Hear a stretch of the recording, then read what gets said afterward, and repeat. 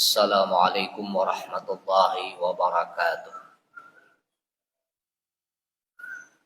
Bismillah, alhamdulillah, walhamdulillah, summalhamdulillah, alhamdulillahi haqqa hamdih, wa syukru lillahi haqqa syukrih, wassalatu wassalamu ala rasulih, Nabil Mustafa Muhammadin sallallahu alaihi wasallam wa ala alihi wa sahbihi.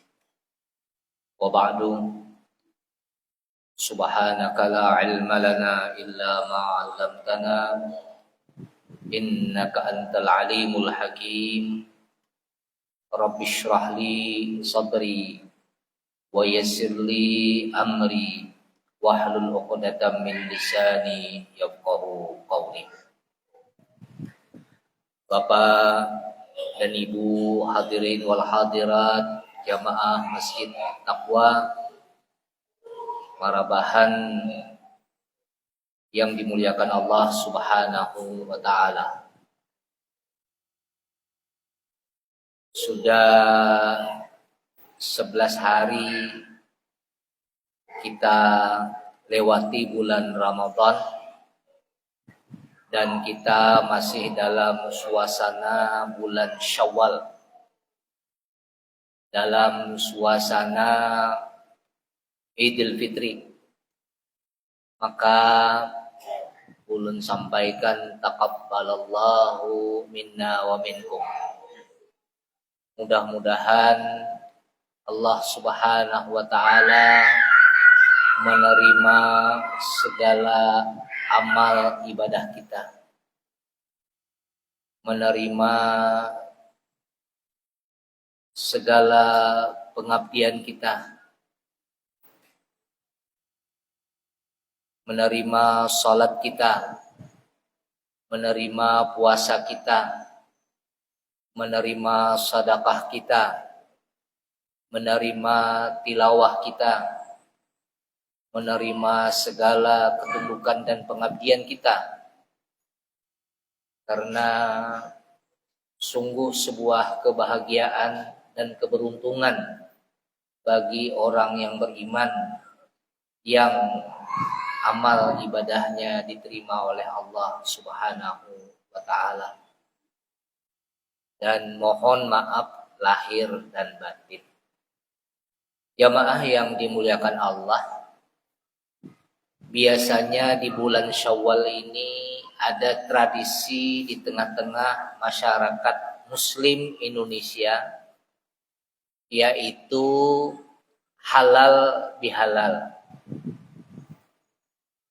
Atau ada juga tradisi Syawalan, yang intinya adalah bersilaturahim setelah selama sebulan melaksanakan ibadah Ramadan. Ada juga tradisi mudik yang sangat khas Indonesia.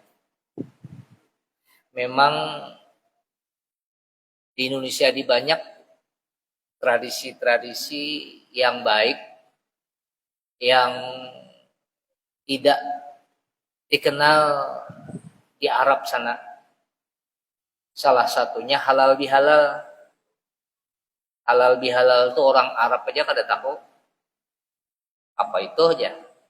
Karena memang dia adalah tradisi yang dibuat oleh Presiden pertama Indonesia, Bung Karno, pada saat beliau ingin bersilaturahim dengan masyarakat, dengan rakyatnya setelah melaksanakan puasa Ramadan. Lalu bertanya kepada ayahnya Gus Dur, apa kira-kira acaranya yang tujuannya untuk bersilaturahim? Ujar Abah Gus Dur, acaranya kalau dalam istilah bahasa Arab itu arju minkal halal wa ufawwidu ilaikal halal. Aku mengharapkan ikam halalakan dan aku juga menghalalakan. Nah, Aku mengharapkan ika memaafkan kesalahanku dan aku juga memaafkan kesalahanmu. Apa tadi? Arju minkal halal wa ufawwidu ilaikal halal. Nah ini kira-kira kalau kayak itu bisa kepanjangan lah. Ngalih mapal. Nah oleh Bung Karno disingkat jadi halal bihalal. Nah, jadi nama singkat tuh Bung Karno halal bihalal. Yang intinya tadi saling menghalalkan. Maka setelah Idul Fitri biasanya ada acara-acara yang diadakan itu. Di kantor, di sekolah, di organisasi. Yang intinya adalah bersilaturahim. Nah, jamaah yang dimuliakan Allah, memang di Indonesia ini kreatif ya. Kalau tadi taqabbalallahu minna wa minkum, dalam masyarakat Muslim Indonesia ada istilah dalam hubungannya pada saat bulan Syawal ini, minal a'idin wal faizin. Mohon maaf lahir dan batin. Nah, minal a'idina wal faizin itu juga ada. Kalau yang diajarkan Nabi tadi, taqabbalallahu minna wa minkum. Kemudian orang Arab lebih singkat lagi, Idul Mubarak. Nah, kalau bulan Ramadannya Ramadan Karim. Kemudian Id Mubarak. Nah, wah ini yang tersebar ini di Eropa, di Amerika itu apa namanya? Baliho-baliho, hiasan-hiasan itu tulisannya Id Mubarak. Nah, Id Mubarak artinya Id yang penuh dengan keberkahan. Bacaan doanya taqabbalallah. Nah, kita di Indonesia minal aidin wal faizin. Nah, memang kadada, tetapi ini maknanya bagus saja doa kan? Minal aidina wal faizin. Mudah-mudahan kita termasuk orang-orang yang kembali. Maka ini juga dipersoalkan ini. Wah, itu Id itu bukan itu maksudnya. Kata sebagian orang, yang dimaksud di situ adalah kembali makan.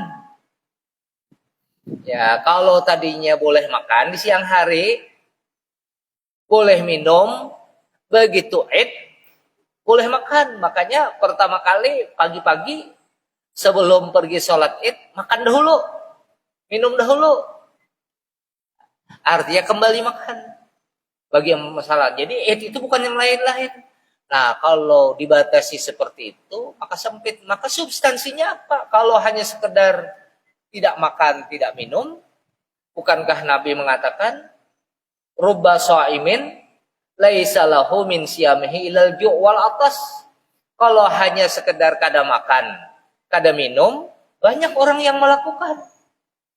Banyak orang yang berpuasa tidak mendapatkan hasil puasanya kecuali lapar dan haus saja. Jadi kalau yang dicari itu hanya bisa kada makan, bisa kada minum, kemudian Id itu hanya sekedar pengertiannya kembali makan, kembali minum, ini sangat sempit pengertiannya. Padahal yang diinginkan itu adalah agar seseorang bisa menghindarkan dirinya, bisa menjaga hatinya, bisa menjaga lisannya, bisa menjaga nafsunya dari hal-hal yang tidak dibenarkan. Jadi lebih luas daripada itu. Maka minal aidin yang dibuat oleh ulama Indonesia itu ada substansinya. Mudah-mudahan kita kembali kepada fitrah kita. Fitrah sebagai makhluk yang wa'akim wajhaka lid-dini hanifa. Nah, jadi fitrah itu ada hubungannya dengan agama.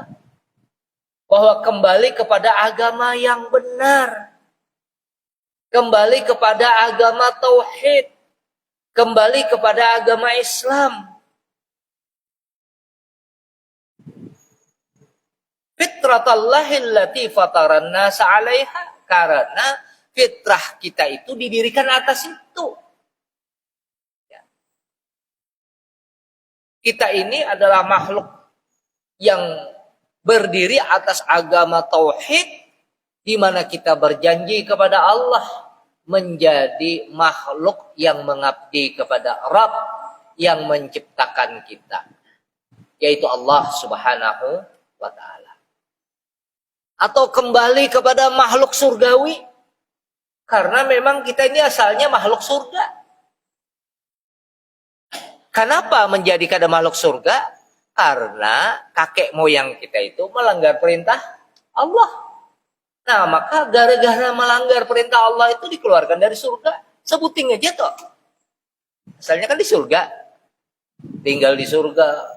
Nikmat, menikmati kenikmatan, apa dikehendaki disediakan. Haus ada minuman, lapar ada makanan. Semuanya nikmat. Tapi melanggar, la taqraba hadhihi syajarah wa takuna minaz zalimin. Gara-gara melanggar perintah Allah dikeluarkan dari surga. Nah, maka kemudian ia mendapatkan kalimat dari Allah, yaitu Rabbana zalamna anfusana wa illam taghfir lana wa tarhamna lanakunanna minal khasirin. Ini kalimat bukan sembarangan, ini langsung dari Allah. Nah, maka kita anak keturunannya juga harus demikian, harus mengaku kita sebagai makhluk yang penuh kekurangan, bahwa kita ini sering menzolimi diri kita dengan perbuatan-perbuatan dosa. Jangan merasa suci. Rabbana zalamna, kami menzolimi diri kami, maka ampuni kami. Wa illam taghfir lana, karena kalau engkau tidak mengampuni kami, lanakuna minal khasirin, kami termasuk orang yang rugi.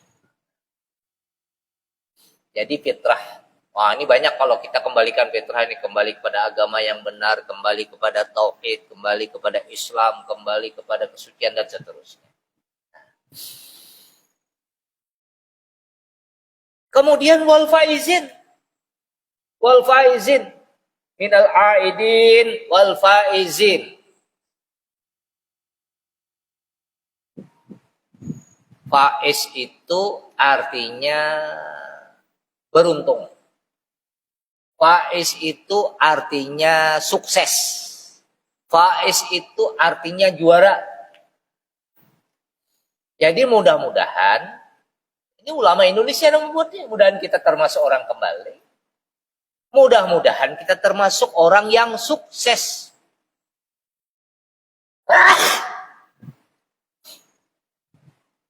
Jamaah yang dimuliakan Allah. Nah, wal faiz ini kalau kita cari dalam ayat-ayat Al-Quran, ternyata ada 21 di dalam Al-Quran itu yang ada kata-kata faza yafuzu faiz. Yang seakar kata ini. Hanya satu di antara ayat-ayat Al-Quran yang berbicara tentang faza yafuzu itu yang berhubungan dengan kesuksesan dunia. Dan itu pun pada saat dibicarakan oleh orang-orang munafik yang menganggap bahwa kesuksesan itu adalah kesuksesan dunia. Nah, ini perlu dicatat. Jadi dari 21 ayat yang berbicara tentang faza yafuzu ini, hanya satu yang berbicara bahwa keuntungan, bahwa orang yang juara, orang yang sukses itu adalah yang berhubungan dengan dunia. Dan ternyata itu adalah orang munafik yang menganggap kita itu sukses apabila di dunia sukses. Nah, jadi kalau demikian kesuksesan itu ukurannya akhirat.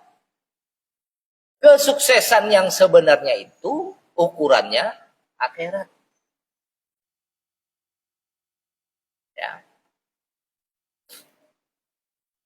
Pada saat Menteri Keuangan ditanya, Pak Menteri, menurut Anda siapa orang yang sukses? Lalu Menteri siapa Keuangan yang sekarang ini namanya? Purbaya Sadiwo ya. Katanya orang sukses itu adalah orang yang apabila mati nanti masuk surga. Oh hebat. Wah viral itu. Pada saat seorang Menteri Keuangan ngomong, orang sukses itu kalau mati masuk surga. Padahal Al-Quran 14 abad yang lalu sudah bicara tentang ini. Dan tadi 21 ayat itu cuman satu yang berhubungan dengan dunia. Dan Purbaya mengatakan kalau akhirat masuk surga. Nah, yang dikatakan oleh Menteri Keuangan itu misalnya salah satu ayatnya itu ya. Kullu nafsin dha'iqatul maut. Wa innama tuwaffawna ujurakum yaumal qiyamah. Wa man zuhziha 'anil nar wa udkhilal jannah faqad faz. Setiap yang bernyawa pasti mati.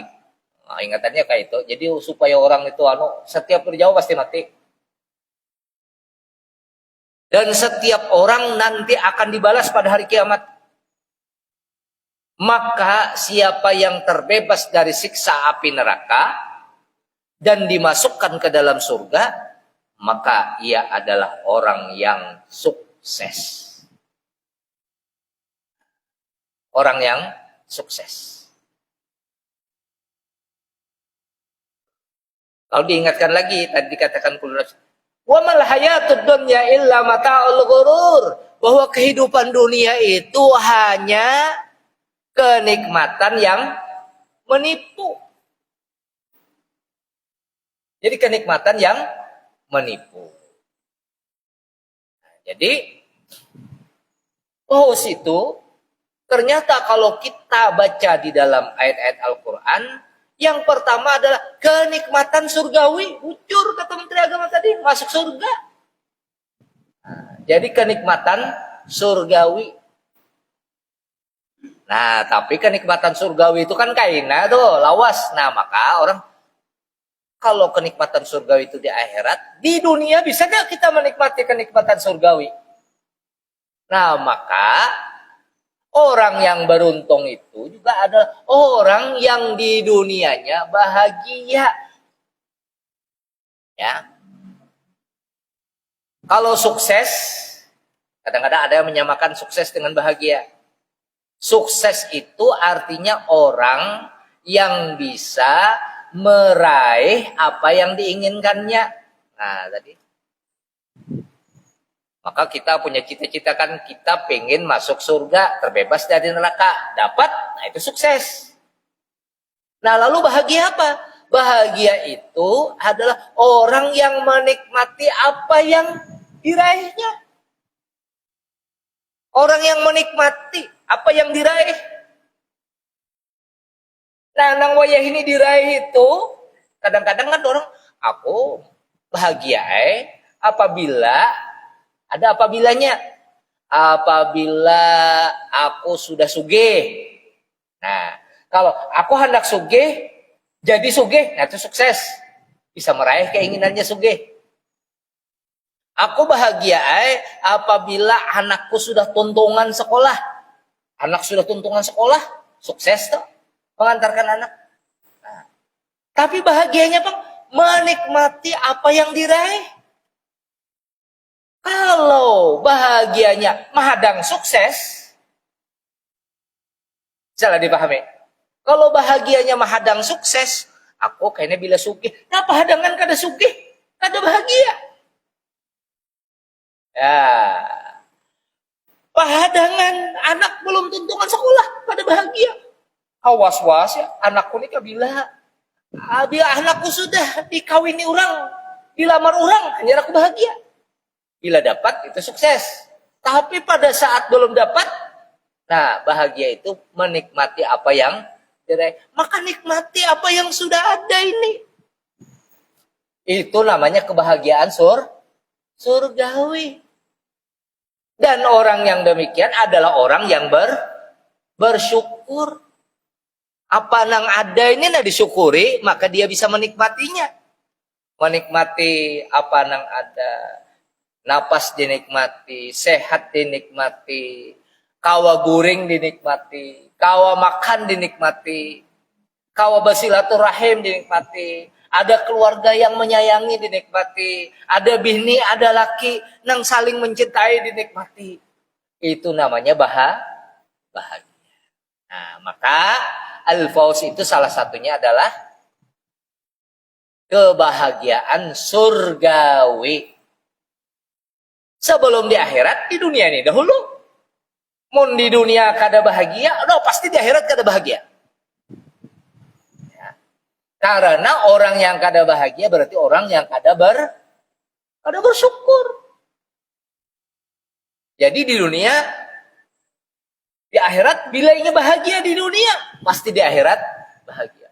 Banyak harta, pangkat tinggi, kedudukan, tapi kada bahagia. Wah, di akhirat kada bahagia juga. Karena kada bersyukur tadi.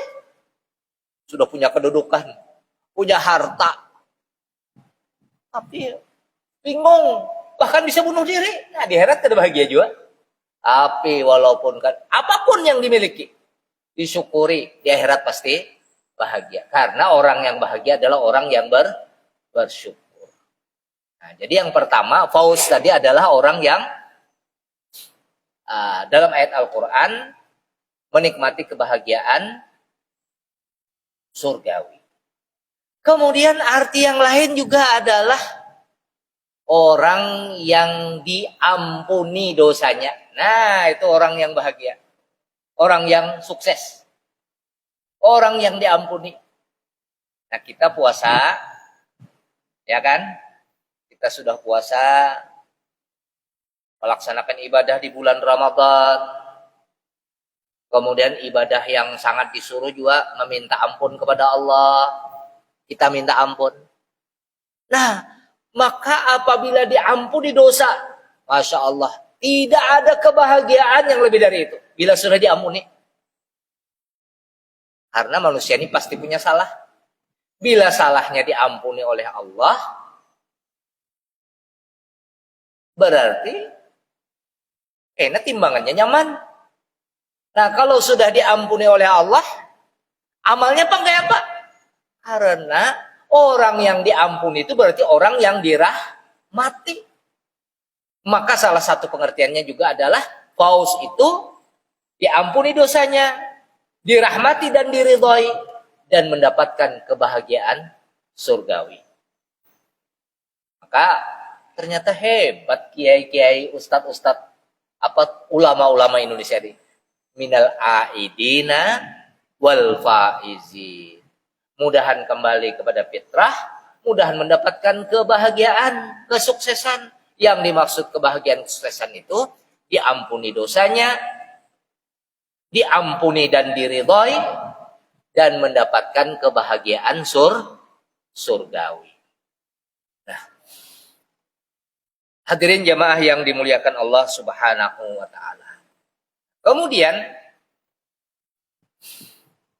tentu saja kita setelah melaksanakan ibadah Ramadan berkeinginan menjadi orang baik. Pasti semua kita ini hendak menjadi orang baik karena kita baru keluar dari pesantren Ramadan. Keluar dari pendidikan Ramadan. Hendak menjadi orang baik. Orang baik menurut Al-Quran itu ungkapannya adalah al-muttaqin. Al-muttaqin itu artinya orang yang berhati-hati. Di dalam melangkah dalam kehidupannya hati-hati. Nah, orang yang muttaqin itu artinya orang baik. Orang baik itu seperti apa? Banyak ayat Al-Quran. Nah, ini ulang-ulangi. Di antaranya dalam surah Ali Imran dikatakan, wasari'u ila magfiratim mir rabbikum wa jannatin arduhas samawati wal ard uiddat lil muttaqin. Oleh Allah kita ini disuruh bergegas, disuruh cepat-cepat, disuruh apa istilahnya, jangan menunda-nunda waktu. Nah dalam konteks ini jualah sekali lagi, ternyata kalau kita perhatikan ayat Al-Quran, tidak ada yang berhubungan dengan dunia. Yang disuruh bercepat-cepat, yang disuruh syari'u, dan yang disuruh kafiru, itu kan ada hubungan dengan dunia. Capati mencari duit, capati jadi juara ini, juara itu kan. Tapi yang disuruh itu meminta ampun kepada Allah. Kemudian fafiru, cepat-cepat beribadah kepada Allah. Nah, wasari'u, bergegaslah kamu untuk mencari keampunan dari Tuhanmu. Yang mana Tuhanmu itu mempunyai surga yang luasnya seluas langit dan bumi. Yang itu semua disiapkan bagi orang-orang yang bertakwa, yaitu orang-orang baik tadi. Uiddat lil muttaqin. Siapa orang baik itu? Jadi kalau kita sudah puasa sebulanan, kita bisa kada makan, kada minum, tidak berhubungan dengan pasangan. Tujuannya menjadi orang baik. Apa itu orang baik? Alladzina yunfikuna fis sarai wad dharra. Yaitu orang, kalau pengertian yang biasa diartikan gitu kan, orang yang siap menafkahkan hartanya baik dalam keadaan lapang ataupun sempit. Nah itu biasa sudah. Artinya siap menafkahkan harta dalam keadaan lapang ataupun sempit. Dan ini memang pengertian yang seperti itu. Tapi bisa juga diterjemahkan secara bebas, yaitu orang yang siap berkontribusi kepada orang lain dalam setiap kondisi. Nah, ini lebih anu lagi. Artinya setiap berkontribusi, siap berbuat baik kepada orang lain dalam setiap kondisi. Kita ini kan ada nang sugih, ada nang kada sugih, ada nang punya kelebihan pintar, ada nang kada pintar, ada nang punya kelebihan kedudukan, ada nang kedudukan. Nah, dalam setiap kondisi itu tetap saja berkontribusi. Siap berkontribusi dalam setiap kondisi. Sehingga kita bisa mengatakan, dimanapun saya bertemu dengan siapa saja, maka saya harus berbuat baik kepada orang itu tanpa pamrih. Wah, kira-kira kayak apa toh? Dimanapun saya bertemu dengan siapa saja saya siap untuk berbuat baik tanpa pamrih. Kira-kira ya, di mana saja. Jadi kabilakah? Di manakah ketemu dengan siapa saja, kita hendak berbuat baik. Dan berbuat baik itu motivasinya bukan karena apa-apa, tetapi tanpa pamrih, hanya karena Allah Subhanahu wa ta'ala. Nah ini kira-kira pengertian yang lebih umum daripada siap menafkahkan harta dalam keadaan lapang ataupun sempit. Ini sekali lagi ini penting ini, karena bagaimanapun kebaikan yang paling baik itu menjadi orang yang siap menjadi orang yang dermawan. Itu kebaikan yang paling baik. Tapi ini kebetulan biasanya yang kayak ini bila orang bisi duit bang lah, ya. Makanya ulun ubah dari sedikit, siap berkontribusi kepada siapa saja tanpa pamrih. Artinya pada saat kada berduit, pada untung bisi ilmu, tetap berkontribusi dengan ilmunya tanpa pamrih. Basic Apa? Nah, begitu, berkontribusi. Nah, tapi sekali lagi, bahwa dermawan itu adalah kebaikan yang paling utama. Kenapa? Orang nang kada baik pun pada saat ia dermawan, ia pasti disukai orang. Kenapa?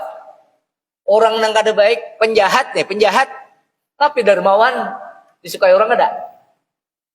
Penjahat tahu aja hanya menjuntan duit, tapi dah kumpul di rumah, berbagai ya, kayak disukai orang tuh. Jadi dermawan itu adalah amal yang paling baik. Orang kada baik sekalipun apabila dermawan dia disukai orang. Nah, sebaliknya orang kikir, orang pelit itu adalah perbuatan yang paling kada baik. Katakan jangan. Orang kikir, orang pamalar, orang jedam, itu adalah perbuatan yang paling kada baik. Kenapa? Orang nang ibadat sekalipun, tuan guru, ustad, kiai nang bulangnya ganal, tapi pamalan. Bukti akan ya pian di kampung. Biarin kayak itu. Pasti kada diketujui orang. Ya. Walaupun ustad, walaupun kiai, walaupun siapa. Nah maka yang paling amal yang paling baik itu adalah dermawan. Orang kada baik pun, penjahat sekalipun, bilanya dermawan, waduh, Pak Haji. Oh, padahal Pak Hajinya umpamanya gawian anak akan duit bawanya. Tahu aja zolim orang lain, tapi bilanya jangan berkumpul rumah mana, anak apa aja dibari. Oh, disenangi orang. Sebaliknya sekali lagi, bulang ganal kayak apapun, tapi bila pamalar, berajut, kada disukai orang. Kada usah dibulikakan kepada hadis. Kalau hadisnya kan, as-sakhiyu qaribu minan nas, qaribu minallah, qaribu minal jannah, wa ba'idun minan nas. Nah, apalagi ada ayat Al-Quran yang lain misalnya, bahwasanya manusia ini memang diciptakan suka berkeluh kesah dan bakhil. Innal insana khulika halu'a wa iza masyahus syarru jazua wa iza massaul khairu manu'a. Apabila dia ditimpa kemalangan berkeluh kesah. Nah itu manusia. Bila inya diberi kelapangan, inya bakhil. Kebanyakan gitu. Nah maka jangan sampai. Nah jadi tadi orang baik adalah alladzina yunfikuna fis-sarra'i wad-dharra. Nah maka tadi pada saat bulan puasa kita banyak bersedekah, di luar puasa juga diharapkan tetap. Karena itu orang baik ada ruginya. Ya. Dalam keadaan bagaimanapun upayakan tetap berkontribusi, tetap memberi, tetap tangan di atas. Karena itu adalah amal yang sangat disuka. Yang kedua, wal kaziminal ghaiza. Wal kaziminal ghaiza, yaitu orang yang mampu menahan marah apabila di saat ia kecewa. Nah ini, lu tambah sedikit. Jadi kalau mampu menahan marah pada saat normal-normal aja, oke mungkin. Tapi apabila mampu menahan marah pada saat kecewa, suami mampu menahan marah kepada istrinya pada saat dikecewakan oleh istrinya. Umpamanya istri suruh ini kada menurut, tapi masih bisa menahan marah. Kabar waktu hebat. Ya. Istri mampu menahan marah kepada suaminya pada saat misalnya suami melakukan sesuatu yang menurut istri tidak berkenan baginya, kecewa dia. Tapi dia mampu menahan marah. Wah, itu luar biasa. Seorang pimpinan mampu menahan marah kepada anak buahnya pada saat anak buahnya tidak bisa melaksanakan perintah yang diinginkannya. Padahal dia bisa marah, ya kan? Pimpinan di kantor bisa aja. Ikam ini kada botak bisa aja kan? Karena dia pimpinan. Tapi dia bisa menahan marah. Yaitu wal kaziminal ghaiza, seorang yang mampu menahan marah pada saat ia kecewa. Nah, maka ini luar biasa ini pada saat kecewa tadi. Dan ini dicontohkan oleh Nabi Sallallahu Alaihi Wasallam.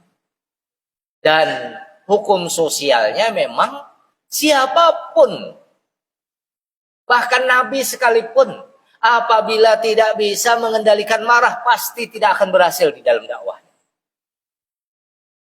Nabi, seandainya Nabi itu penyarikan, lawan orang mendakwahinya, penyarikan lawan orang tua, penyarikan lawan kawan, penyarikan lawan kakanakan, wah pasti kada berhasil. Nah tetapi Nabi mampu mengendalikan. Dan Nabi sering dikecewakan. Berdakwah, mendatangi orang-orang besar, kada diterima. Ya. Datang ke Taif, dikejar-kejar orang, kecewa itu. Nah pada saat itu marah kan Nabi? Mampu mengendalikan marahnya. Nah, maka saya tambahkan di sini, mampu mengendalikan marah pada saat kecewa. Nah ini jadi barometer kita seorang. Iyalah, aku lagi kecewa. Hendak sarik. Ujar Ustadz, ada pengertian baru lagi. Mampu mengendalikan marah pada saat kecewa. Nah ini pun hendak dapat anu lagi. Tapi kalau mengendalikan marah aja, kasihan sudah. Masih. Nah, jadi itu. Yang ketiga, wal afina 'anin nas. Memaafkan kesalahan, mau memaafkan kesalahan orang lain. Wah, ini kadang-kadang kita sudah puasa Ramadan, kemudian kita bertemu Idul Fitri, kita mendatangi orang bersalam-salaman, tapi di sini tetap ada. Tetap ada. Nah, bagaimana kita berupaya untuk menghilangkan ini? Hilangkan, lepaskan. Kenapa? Karena kalau masih ada ini, yang rugi siapa kira-kira? Ya kita seorang. Beban itu, apabila kita pegangi, itu yang menjadi beban. Nih. Ini botol banyu. Kalau kita pegangi kayak ini, uyuh kada? Uyuh kada? Satu mat, ada uyuh. Tapi kalau sejam, disuruh kayak ini lah sejam. Berat. Nah begitu juga kalau kita ada orang yang sakit, maka ujian Nabi 3 hari aja. Kalau kita simpan makin lawas, makin sakit, datang pulang setan menambahi. Dibisikakannya ini, berat semakin lama kita megang. Yang rugi siapa? Kita sendiri. Wal afina 'anin nas, orang yang siap memaafkan kesalahan orang lain.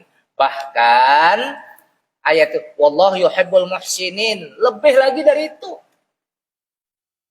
Sebelum orang meminta maaf, kalau hendak lebih sehat, kita nang memaafkan dahulu. Wajah, rugi jadi orang baik tuh kayaknya dibunguli orang terus. Kalau jadi orang baik, iya kalau ada pendekatan. Tapi kalau kita kembalikan kepada kepentingan kita, orang yang memaafkan sebelum orang meminta maaf, selalu memberi maaf, dia akan sehat dirinya, akan lapang dadanya, ya, akan lapang dia sendiri. Hidup ini kan untuk kita, kalau supaya kita nikmati tadi, menikmati kebahagiaan surgawi, kita siap. Nah, menambah sedikit lah. Di dalam Al-Quran ada cerita pada saat anak Abu Bakar Siapa anak Abu Bakar? Aisyah. Aisyah. Siapa itu Aisyah? Istri Nabi. Difitnah oleh orang-orang melakukan perbuatan serong dengan laki-laki yang disebut dengan hadisul ibki. Hadisul ibki. Lalu ada pembantunya Abu Bakar. Umpat-umpatan juga menyebarkan isu ini. Jadi Abu Bakar punya pembantu yang ikut menyebarkan berita palsu bahwasanya Aisyah telah berbuat serong dengan laki-laki. Akhirnya kemudian berita ini diklarifikasi oleh Al-Quran tidak benar. Bahwa Aisyah itu perempuan suci. Apa Abu Bakar? Sarik lawan siapa? Lawan pembantunya tadi. Ini pembantu sudah kuhidupi, sudah kugaji, umpat juga menyebar. Aku kada akan memaafkan kesalahan kamu. Ujar Abu Bakar. Kira-kira salah lainnya nih, kira-kira. Salah kada? Sudah hidup lawan Abu Bakar, digaji oleh Abu Bakar. Imbah itu menyebarkan berita palsu tentang anaknya Abu Bakar. Salah ada? Ringankah, beratkah kesalahannya? Berat ya? Melukai kada? Melukai. Sarik banar Abu Bakar. Aku jar Abu Bakar, kada bakal memaafkan ikam. Ikam kada bakal lagi. Udah ikam ampih begilan aku. Kada ku gaji. Ikam ni kada tahu dibasa. Sudah ku gaji, sudah ku hidupi, memfitnah anakku pulang. Apa kata Al-Quran? Abu Bakar, ikam hendak kada ku maapakan dosa ikam. Hendak kada ikam ku maapakan dosa ikam. Apabila ikam hendak ku maapakan dosa-dosa ikam, maafkan kesalahan sesamamu. Nah, jadi Ibu dan Bapak sekalian, ini Al-Quran berkata seperti ini. Abu Bakar nih sahabat Nabi nih. Diancam oleh Allah. Abu Bakar, kalau ikam hendak dimaafkan, ku maafkan kesalahan-kesalahanmu, maafkan kesalahan manusia. Yang menurut ikam sudah berbuat dosa yang luar biasa, menyakiti. Sudah dimakani, sudah dijadikan pembantu, digaji, dipelihara. Umpat juga, membumbui, memanasi, apa sebagainya. Berat. Lalu ikam kada bakal kumaapakan. Lalu ujar Allah, kalau ikam hendak kumaapakan kesalahan ikam, maafkan kesalahan sesamamu. Bisa dipahami lah? Nah, jadi kita hidup ini kalau hendak senang, hendak bahagia, memaafkan kesalahan sesama. Maka orang baik tadi yang pertama berkontribusi kepada siapapun ya, tanpa pamrih. Karena bila ada pamrihnya kada bahagia. Nah, tanpa pamrih. Yang kedua, bisa mengendalikan marah pada saat kecewa. Jadi atasan. Kalau jadi atasan kan setiap hari kayaknya hendak sarik. Ya, gampang aja. Tapi pada saat kecewa, wah itu luar biasa. Bisa mengendalikan. Kemudian yang ketiga, memaafkan kesalahan sesama. Bahkan kepada orang yang zalim kepada kita. Sebelum goreng kalau perlu, mengatakan siapa nang aku salah, oh alhamdulillah. Kalau ada kayaknya aku cepat-cepat minta maaf. Oh ada orang yang zalim, malah didoakan. Ya Allah ampuni dosanya, ya Allah mudah-mudahan ia baik, mudah-mudahan keluarganya bahagia, mudah-mudahan rezekinya lancar, mudah-mudahan kalau ia isi hutang cepat lunas. Nah, lawan orang yang menzalimi. Nah itu tadi. Ini adalah orang yang baik. Dan itu sumbernya dari mana kira-kira? Sumbernya dari mana? Orang yang kada kikir tadi. Orang yang bisa mengendalikan marah. Orang yang memaafkan, sumbernya dari mana? Dari hati. Nah ini yang dibersihkan. Jadi keluar Ramadan itu mudah-mudahan kita membawa hati yang bersih. Hati yang baru, hati yang berubah. Kalau tabulik kayak sebelum Ramadan, Atau pada saat Ramadan hanya sekedar kada makan, kada minum aja, tapi hatinya tetap aja masih penyarikan, masih pelit. Ya, maka pelit tadi paling jelek sudah. Dan orang pelit itu, apa yang menyebabkan orang pelit? Kira-kira Pak? Yang menyebabkan orang kikir itu apa kira-kira? Catat nih. Yang menyebabkan orang kikir karena ia menganggap hidupnya masih panjang. Menganggap hidupnya masih lawas. Maka kikir. Ini harta ini, aku ini lawas lagi hidup. Tapi kalau dia tahu esok kan mati. Nah. Maka itu tadi. Orang kikir itu menganggap bahwa hidupnya masih panjang, masih lama. Padahal ujar Allah, hidupmu itu 60-70 tahun aja. Banyak lang sebelum itu. Maka kada kikir. Nah ini barangkali yang dapat ulun sampaikan. Jadi sekali lagi orang baik itu alladzina yunfikuna fis sarra'i wad dharra wal kaziminal ghaiza wal 'afina 'anil nas. Wallahu yuhibbul muhsinin. Dan itulah orang-orang baik. Dan Allah mencintai orang-orang yang berbuat kebajikan. Mudah-mudahan bermanfaat. Salah dan khilaf mohon dimaafkan. Billahi taufiq wal hidayah. Assalamualaikum warahmatullahi wabarakatuh.